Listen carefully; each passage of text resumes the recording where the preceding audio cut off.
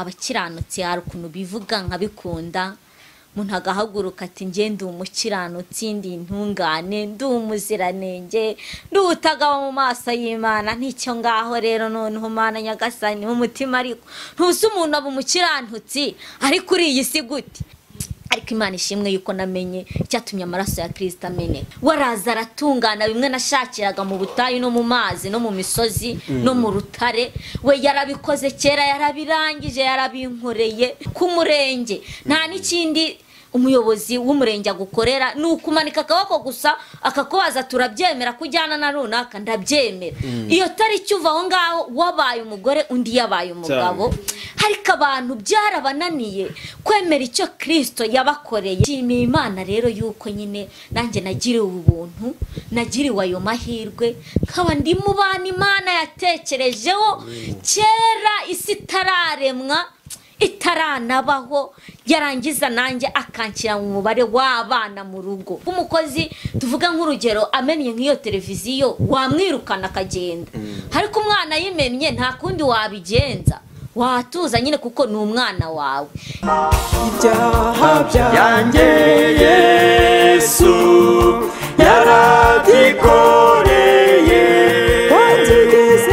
watigeze gukora icyaha na kimwe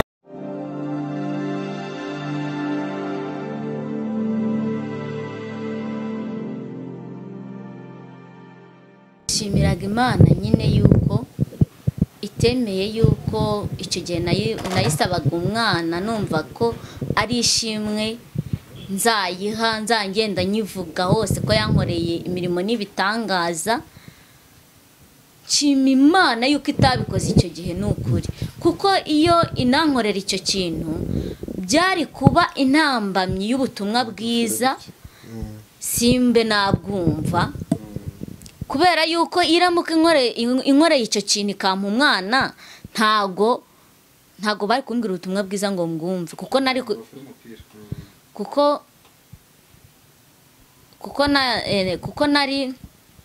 nari kuvuga ko nimba narayisabye umwana ikamumpa ubwo numvaga ko nta kindi kintu bazambwira ariko Imana ishimwe nyine yuko itemeye ko icyo gihe bibaho rero narindi gushimira Imana nyine yuko noneho ubwo bari bamaze kunyiba bamaze kuvuga ko rwose ntazongera kuyikorera numva nta kintu ishoboye kandi ko iyo Mana nasengaga nta kintu yari ishoboye nta na kimwe kuko ntacyo yigeze ikora rwose ndangije rero kuko Kristo yavuze ngo mwese abarushye n'abaremerewe mu nsange ndabaruhura numvaga ndushye cyane numvaga ndushye nkavuga ni Mana nduhijwe nuko ubugingo numva ntabwo mfite muri njyewe nubwo nazengurutse imisozi nkazenguruka ibyumba nkazenguruka amadini nkagusenga amasengesho menshi ashoboka noneho n'ayo masezerano nkumva rwose nta kintu yegeze inkorera navuga nti rero ntabyo ushoboye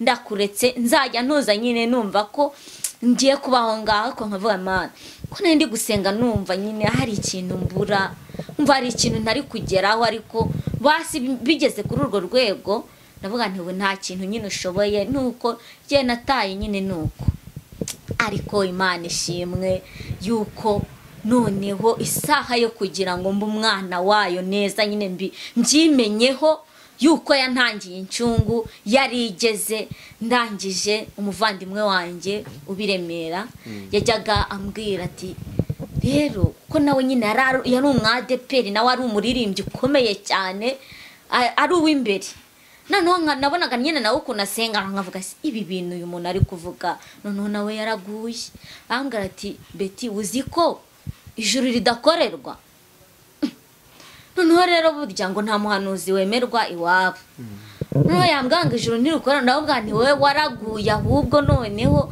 ubaye icyaka kanya ubaye muri ADPR uyishingiriwemo none ubyaye gatanu ubu nibwo umenye ko ijuru ridakorerwa noneho wumve muri uko kwihagara kuko nari kuvuga ko nimba narayisabye umwana ikamumpa ubwo numvaga ko nta kindi kintu bazambwira ariko Imana ishimwe nyine yuko itemeye ko icyo gihe bibaho rero nari gushimira Imana nyine yuko noneho ubwo bari bamaze kunyiba bamaze kuvuga ko rwose ntazongera kuyikorera, numva nta kintu ishoboye, kandi koko iyo Mana nasengaga nta kintu yari ishoboye, nta na kimwe, kuko ntacyo yigeze ikora rwose.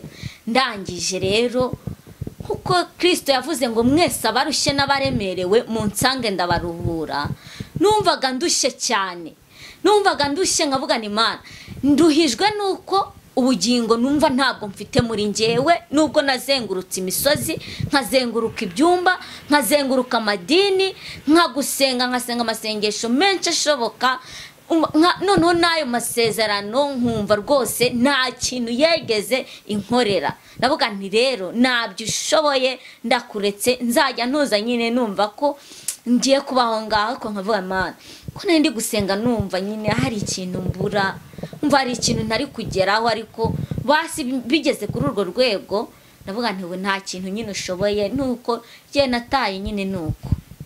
Ariko Imana ishimwe yuko noneho isaha yo kugira ngo mbe umwana wayo neza nyine mbyimenyeho yuko yantangiye incungu yarigeze. Ndangije umuvandimwe wanjye ubiremera yajyaga ambwira ati rero ko nawe nyine yari umwadeperi, nawe ari umuririmbyi ukomeye cyane, ari uw'imbere. Noneho nabonaga nyine nawe ukuntu asenga, nkavuga ibi bintu uyu muntu ari kuvuga, noneho nawe yaraguye. Ambwira ati Beti, uzi ko ijuru ridakorerwa? Noneho rero burya ngo nta muhanuzi wemerwa iwabo.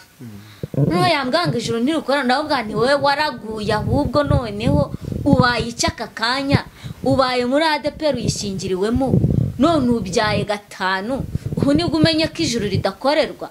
Noneho wumve muri uko kwihagararaho, nanjye nararushye, ariko nabuze ahantu naruhukira.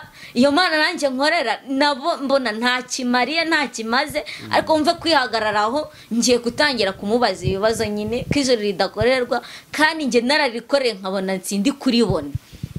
Ndavuga ni ijuru ntirikorerwa, nubwo si ubwo ngubwo wambwira ko imirimo yose dukora, nimba kuririmba, gutanga icya 10, gusenga cyane, mbese gahunda zose ngo zitorero ngo wazikurikije, twumva ariyo mirimo izatujyana mu ijuru, urambwira gute ko ijuru ridakorerwa? Numva yarabimbwiye nyine nka gatatu. Noneho rero ku bwa kane, kubera ko nyine nari maze kubona bananyibye birangiye, mbese nashobewe, nabuze uko nagira. Ndangije arambwira ati rero hari ahantu tujya mu materaniro kwa gatandatu, uzaze tujyane basi nyine ubipinga ariko wabyumvishije, kuko ngewe kunyumva byarakunaniye. Rero kubera ko numvaga narahazi iyo Mana ntababeshye, nagiye numva nyine ari ibintu biri aho ngaho, ntazi nibyo ngiyemo, ari nk'uko nabuze ikintu nkora. Ariko hashimwe Yesu ko isaha yanjye yo kuruhuka yarigeze, kumenya icyo Kristo yankoreye. Nangije naranazindutse njya kumureba kugira ngo nakererwa nze gutangirana nabo abantu, kuko numvaga nkunda kubahiriza gahunda y'Imana nyine, kubavuga ngo iyo wakererewe ngo usanga marayika yatwaye raporo, nkavuga nti uko byasa kose nimba mu gitondo ntagiye ndagenda mu basoza. Noneho ndazinduka tujya mu iteranira ahantu bita Igahanga, turagenda naga ntinga nzinge kumva iyo Mana buse niki bayivugaho ikirenze icyo nabonye hari, ko nabonye n'ubundi kwidashoboye. Iyo yo bagiye kumbwira ivumbutse heyo ubushobozi bwayo ifite bumeze gute nyine burenze uko nayisenze nkasenga, ariko n'ubundi nkabona nta kintu imaze. Ndangije iteraniro riratangira, abavandimwe bari bahari. Barangije rero bambaza amazina nyine, abakiranutsi hari ukuntu bivuga nkabikunda. Umuntu agahaguruka ati nge ndi umukiranutsi, ndi intungane, ndi umuziranenge, ndi utagaba mu maso y'Imana. N'icyo ngaho rero noneho Mana nyagasani umutima, ariko ntuzi umuntu aba umukiranutsi ari kuri iyi si gute? Nkabona nyine ni abantu bafite ubwibone, nkabona ni abantu ntazi ibyo barimo, ndabategereza ndabareba barazenguruka. Umva bangezeho ntabwo naheze mvuga amagambo menshi, kuko numvaga muri njyewe mfite uburakari nyine, numva iyo Mana ibyo nayishakaga hari ibyo nabonye nyine idanashoboye, nkumva nta kindi kintu bambwira ku Mana. Barangije rero bangeraho nanjye ndivuga, barambwira ati se uri umukiranutsi cyangwa uri umunyabyaha? None nkubitiye noneho ku masengesho yanjye nasenze, ngasenda avuga ko ndi umunyabyaha kandi narasenze cyane. Ako se none nimvuga ko ndi umukiranutsi, waba muri isi nyine uri umukiranutsi udakora icyaha? Ndangije ndaganireka ndi umunyabyaha. Hatubuze ukuri.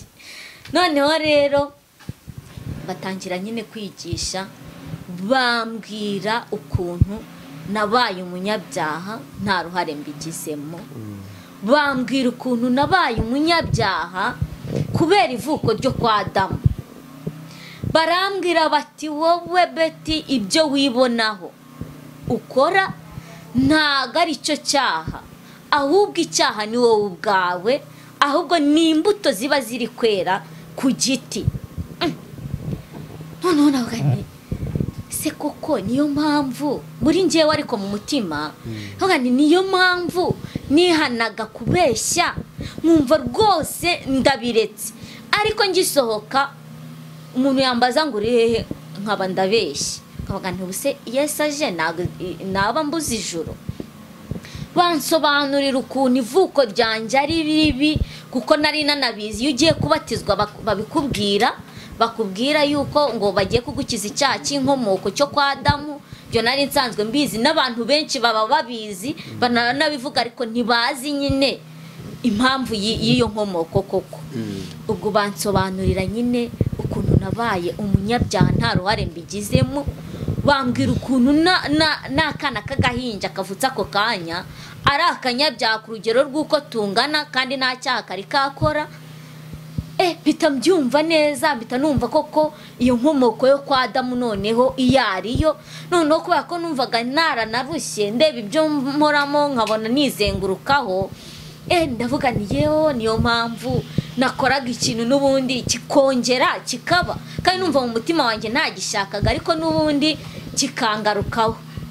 Noneho rero bita numva nsinzwe nuko kuntu nyine. Noneho bita numva ibintu byose bambwira amasengesho yanjye ukuntu nari ndi gutuka Imana.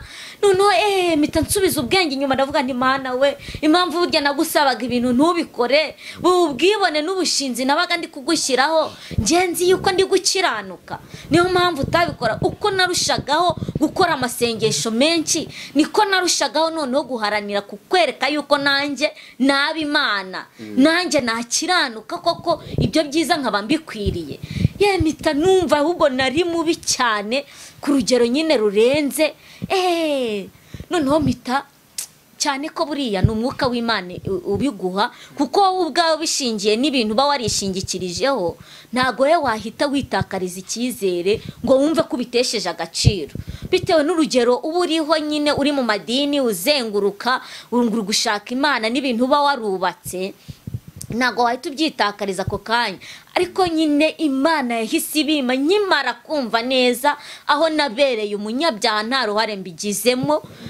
Nahise numva nyine koko ntari nkwiriye gukora ibyiza, kuko nimba umuntu upfuye atabasha gukora, ubwo nyine nanjye iyo umuntu apfuye ataravuka ubwa kabiri agifite inkomoko yiwe, nyine abapfuye, kuko ingo ibihembo by'ibyaha ni urupfu. Adamu amaze gukora icyaha rero twese twahise tuba abapfu imbere y'Imana. Ubwo rero nanjye navutse ndi umupfu utemerewe gukora. Uri umuntu wapfuye ntago wamubwira ngo byuka wikura aho hantu, ntago bikunda. Nawe ni ibintu nazengurukagamo byose, nta n'ubuzima nari mfite, ariko nyine mpita numva ko nta kintu nari nkwiriye no gukora. Basi nyine mu mutima wanjye numva ndatsinzwe, numva ndemeye, ndavuga nteko Semana ko numva ko nyine numvishije koko ububi bwanjye atari ko icyaha ari icyo nakoze, ahubwo icyaha ari icyo ndicyo, ahubwo ibyo mbona ari imbuto z'icyaha. None ubu ngubu nkaba narinzi ko ndi gukorera ijuru, nkaba menye ko ridakorerwa. Noneho kugira ngo nzajye mu ijuru mu mutima wanjye, ariko ndi gutekereza kugira ngo nzajye mu ijuru, ubu bizansaba iki noneho? ariko nyine kubera ko Imana ari urukundo aba ari iri kuvugira mu bavandimwe, abantu bavuga ubutumwa bwiza rwose, Imana nyine ibiri muri bo, ntago ari bo baba bivugisha, ibiri muri bo.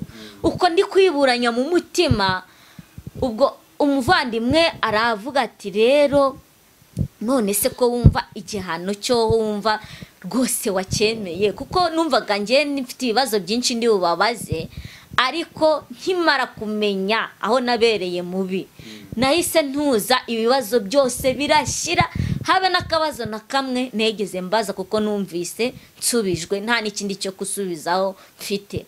Noneho rero bahita bansobanurira ukuntu noneho naba umukiranutsi, ukuntu naba uwera ndi mu isi, ukuntu naba umuziranenge, ukuntu nanjye naba mubera bo mu isi Imana yishimira. Imana ishimwe kuko nanjye nabaye umukiranutsi. Bambwira ukuntu Kristo yaje kunshakira ivuko rya kabiri, ariko ibyo bintu nyine nkaba nari nsanzwe mbizi, najyaga ndira ngo Yesu ngo yagiye ku musaraba ngo yazize ibyaha byanjye, nyine nkarizwa ukuntu twarebaga mu mafilime, nkarizwa n'ukuntu zirankoni yazikubiswa zirange, ariko sinkamenya ikirimo, nanabizi cyane. Noneho nageraga kuri uriya muririmbyi uvuga ngo nta kindi gihesha gukiranuka mu bisi no mubo mu ijuru ngo keretse ko kwizera ko wogeje de n'amaraso ya Yesu masa. Noneho nagera ku gitero kivuga ngo bazatinya guhinguka imbere ye, ngo abatari bezwa bazinjira mu birori by'ubukwe bati. Noneho nareba ukuntu najyaga nyine niyeza n'ubundi bikanga, mvuga ni Imana ubu uzamfashe basi ninjya gupfa nzarware ngere kure, mbona abakozi b'Imana baze bansengere nature bambwire ko ndi umugeni, naho nimpfa nishwe n'impanuka nzaba ndimbutse. Nkumva icyo kintu nicyo mpora nsaba Imana, nyine nzi ko amaraso ya Yesu yamenekeye azira ibyaha byanjye, ariko sinkasobanukirwe nyine koko icyatumye ameneka. Ariko Imana ishimwe yuko namenye icyatumye amaraso ya Kristo ameneka. Bambwira ukuntu yaje akancekera ivuko rya kabiri, ariko Imana ishimwe bavandimwe, kugira ngo Imana yigaragaze mu isi yambaye umubiri, ikemera kwicisha bugufiya, ariko abantu banze kuyemera. Nukuri Imana irakiranuka. Byonyine uriya murongo nyine yavuze muri Yohana 3:16, nk'uko Imana yakunze abari mu isi cyane byatumye itanga umwana wayo w'ikinege, kugira ngo umwizera wese atarimbuka ahubwo ahabwe ubugingo buhoraho. Ntago yegeze ivuga ngo kugira ngo usenga cyane cyangwa ngo uhanura cyane cyangwa uwerekwa cyane, ahubwo umwizera wese atarimbuka ahubwo ahabwe ubugingo buhoraho. Twebwe rero tukumva ko nyine kujya mu ijuru ari uguhozaho, nimba Kristo yaramennye amaraso kubw'ibyaha byacu, nyine natwe tuzongeraho ibyacu kugira ngo tujye mu ijuru. Ariko mu by'ukuri ntago wakongeraho ibyawe ngo uzajye mu ijuru. Imana yabyivugiye neza muri Yesaya igice cyaho cya mbere, yavuga ngo uhereye mu bworo bw'ikirenge ngo ukagera mu gitwariro ngo ntahazima, ngo nibisebe, ngo ninguma, ngo nibisebe binuka bitegeze no kobezwa. Ayo magambo twari tuzi kuyavuga cyane mu gihe cyo kwatura, ariko tutazi nyine icihishemo. Imana ishimwe rero kuba naramenye urukundo rwayo. Maze kumenya rero bansobanurira ukuntu ivuko Kristo yaje, buriya buzima bwose yaciyemo hano muri iyi si ari njyewe yabikoreraga, yemera guca bugufiya, waraza aratungana bimwe nashakiraga mu butayu no mu mazi no mu misozi no mu rutare. We yarabikoze kera, yarabirangije, yarabinkoreye. Ikintu nshigaje gusa kwemera, nkuko wajya urabona gutya umusore n'umukobwa iyo bagiye gusezerana ku murenge, nta n'ikindi umuyobozi w'umurenge agukorera ni ukumanika akaboko gusa akakubaza turabyemera kujyana na runaka, ndabyemera. Iyo tariki uva aho ngaho wabaye umugore undi yabaye umugabo. Ariko abantu byarabananiye kwemera icyo Kristo yabakoreye, kandi ari n'ibintu nukura ari urugendo rugaragara yakoze nyine rugaragara neza. Yemera kujya ku musaraba, arabambwa, ndetse yemera no gupfa nyine arahambwa, kugira ngo Adamu wa kera atazanankurikirana ahambwa nyine yibagirane nk'uko Imana yavuze ngo ibyaha byabo n'ubugome bwabo sinzabyibuka ukundi. Imana ishimwe yuko itakibuka ibyaha byanjye n'ubugome bwanjye kuko nari mubi, ariko irangije impa Yesu yagize neza. Rero nshimiye Imana yuko yampaye Kristo akaba incungu yanjye, nkaba ndi umuziranenge, ntabiheshejwe n'imirimo yanjye, ntabiheshejwe nuko nahanuye, ntabiheshejwe nuko naririmbye, ntabiheshejwe nuko nasenze imisozi myinshi n'ubutayu bwinshi, ahubwo mbiheshejwe no kwizera Kristo, nkizera icyo yankoreye, nkizera ko we yakiranutse 100% ari njye abikoreye, agakiranuka neza uko Imana ibishaka, ku rugero Imana yabishakagaho. Njyewe ikintu nari ntegereje gusa ari ukubyemera, ubundi nkabarwaho.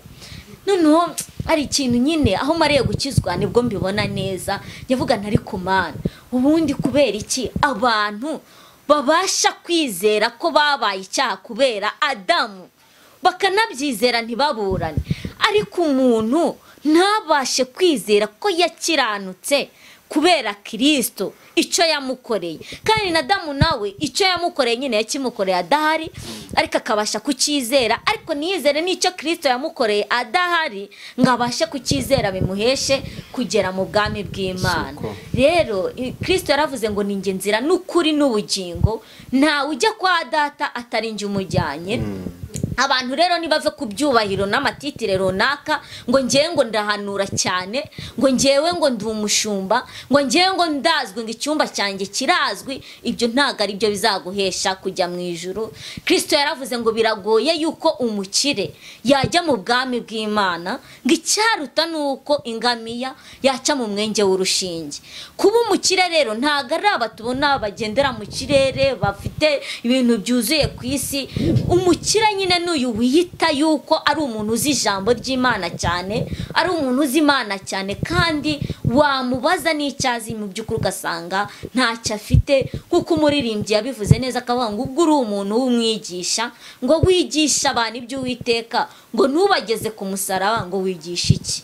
Rero ni ukuri Imana ishimwe yuko Kristo yaje mu isi ari twebwe aziye, ni ukuri akemera guhanwa igihano cyose cy'umunyabyaha, ariko kugira ngo uzabyemera kabyizera bizamuheshe kujya mu ijuru abane n'Imana iteka. Bishimiye Imana rero yuko nyine nanjye nagiriwe ubuntu, nagiriwe ayo mahirwe, nkaba ndi mu bana Imana yatekerejeho kera isi itararemwa, itaranabaho, yarangiza nanjye akanshyira mu mubare w'abana mu rugo. Nukuri igihe kirageze abakozi mu rugo basezererwe, hasigara abana. Kuko umukozi nyine ni umukozi, kuko umukozi tuvuga nk'urugero amennye nk'iyo televiziyo wamwirukana akagenda, ariko umwana yimennye nta kundi wabigenza, watuza nyine kuko ni umwana wawe. Rero ikintu ngiye numva muri njyewe kimara gukizwa cyanyatsemo cyane, nkajya numva ko muhe n'umuntu namubaga hari nkabimuterekamo kugira ngo yumve amahoro mfite, ariko wagera ku muntu ugasanga nta nubwo afite na gahunda yo kubyumva, ukabona nyine ntago akeneye kubyumva. Abantu rero bishingikiriza ko bazajya mu ijuru bishingiye ku mirimo yabo, ni ukuri ntago imirimo yabo ari izabahesha kujya mu ijuru. Nibemera icyo Kristo yakoze nta kindi, kubera yuko nibatemera kwiyambura imyambaro yabo mibi ngo Kristo abambike uwe w'ubukwe, ntago ibyo bizabahesha kujya mu ijuru. Imana rero ishimwe yuko turabera, turabaziranenge, bidaturutse ku mirimo yacu, ahubwo ari icyo Kristo yadukoreye. Ikintu nshimira Imana rero, hari igihe umuntu yumva ngo turi kuvuga ko Kristo yabirangije, n'ukuri byose yarabirangije. Nawe ku musaraba amaze guca yaravuze ngo Data noneho byose birarangiye, yarabirangije. Rero nta kintu gisigaye. Noneho abantu bumva yuko ngo tuvuga ngo Kristo yabirangije ngo twikorere ibyaha ngo kugira ngo ubuntu busage, ahubwo iyo umaze gukizwa, umaze kumenya icyo Kristo yagukoreye neza, noneho ntago usigara ugengwa n'amategeko y'abantu bagushyiraho. Kuko hari igihe wirinda gusambana, avuga ati ariko ninsambana abantu barabibona nabi, ninywa inzoga abantu barabibona nabi. Ahubwo iyo umaze kwakira muri Kristo, ukristo muri wowe, kubera ko Satani nta mwanya bagifite mu mutima wawe, ikibuga kiba kirangirana na Adamu wa kera. Ariko iyo umaze kwakira Kristo, none usigara wumva na kakandi gatoya witaga ngo ndabeshya ndi bwature. Hari ibintu abantu bibeshya vuga ngo ndakora iki kintu ngo ndi bwature, ngo nibwo Imana yanyemera. Ahubwo iyo umaze kwakira Kristo nk'umwami n'umukiza wawe, none usigara wumva ibintu byose ari amahoro, wumva ibyaha binaguhunga nta ruhare wegeze ubigiramo, kuko izina ryonyine uba ufite kuba uri umukiranutsi, uri umuziranenge, uri uwera. Iryo zina rirakurinda, rikaba ridashobora gutuma ujya kunywa inzoga mu kabari, rikaba ridashobora kuguhereza uburenganzira bwo kujya gusambana. Ni izina nyine ry'igitinyiro, ni izina ryiza. Ni ukuri abamwemeye nyine dufite amahirwe akomeye cyane. Rero ikintu nabwira abantu ni ukuri nibareke kurushywa n'amasezerano, kuko nimba ari umuntu wari ufite amasezerano yava hano akarenga ibihugu n'ibihugu, nari mfite amasezerano yuko nzakorera Imana ngo nkajya no hanze n'indege nzayurira se koko nsanze yondi. Ariko nyine numvaga mbyishingikirijeho, amasezerano yararunze Mana menshi cyane. Ariko nkimara kwakira Kristo nk'umwami n'umukiza wanjye, nyine nahise numva ibyo byose birangiye, numva ikintu nari nkeneye nkibonye. Bavandi kubabeshya, nta kintu nabona nsengera kingo ko kinahangaha, ubwo mba numva ndi gushima, nsenga ndi gushima ibyo Kristo yankoreye. Kuko ntabwo wabyara umwana ngo ubure kubuzi ukuntu azabaho. Nimba Imana yaradushyize hano ku isi turi abana bayo, irabizi neza ibyo dukeneye, irabizi ko kurya tuzarya, kwambara tuzambara, kubaho tuzabaho. Ntago ari ibintu rero twirirwa tujya gusaba ngo twirirwe twishakamo. Oya, ayo masengesho najyaga nsenga n'ukuri nanjye narigenzuye koko nsanga najyaga nsenga nuko Imana, najyaga mu buriri nkarira amarira, ariko Mana reba ibintu wambwiye byose, none dore umwaka uveho n'undi uraje, reba ukwezi kurarangiye. Nyine ugasanga ni ibintu byo gutoteza Imana, uyibwira ibintu bidafite agaciro. Ariko ubu ngubu noneho umukiranutsi niwe uba uzi icyo asenga icyo ari cyo, aba ari ugusenga ashima. Rero Imana ishimwe, ihabwa icyubahiro yuko yaduhaye umwana wayo ikunda, kugira ngo umwizera wese atarimbuka ahubwo ahabwe ubugingo buhoraho. Imana ishimwe none n'iteka ryose. Amina. Urakoze cyane ku buhamya bwiza duhaye. Nagira ngo ko twikura umuririmbyi ubuherekereshe indirimbo, wenda kiri uko waririmbaga, gerageza twereke noneho indirimbo uri kuririmba ni iyihe. Indirimbo rero kagufi ya rwose ushyiraho nk'akarefure basi kumva nyine muri no minsi uri kuririmba, ko ari umuririmbyi uririmba nyine utaranakizwa, ariko nageza ko ngo uri kuririmba ibyo bijyanye n'ubutumwa bwiza. Indirimbo rero nkunda cyane ni indirimbo ivuga ngo Yesu ni wowe musambonyemo amahoro nifuzaga, najyaga nyashaka sinyabone, ngasuhuza umutima iteka, none ni Yesu mazawe nyine nari ndizina nemera, kuko ubugingo n'umunezero bibonekera muri we. Najyaga njya kw'iriba ry'isi mfite inyota nyinshi cyane, najya kunywa amazi agakama, nuko nka yabura nkiheba, none ni Yesu mazawe nyine nari ndizina nemera, ubugingo n'umunezero bibonekera muri we, nuzuye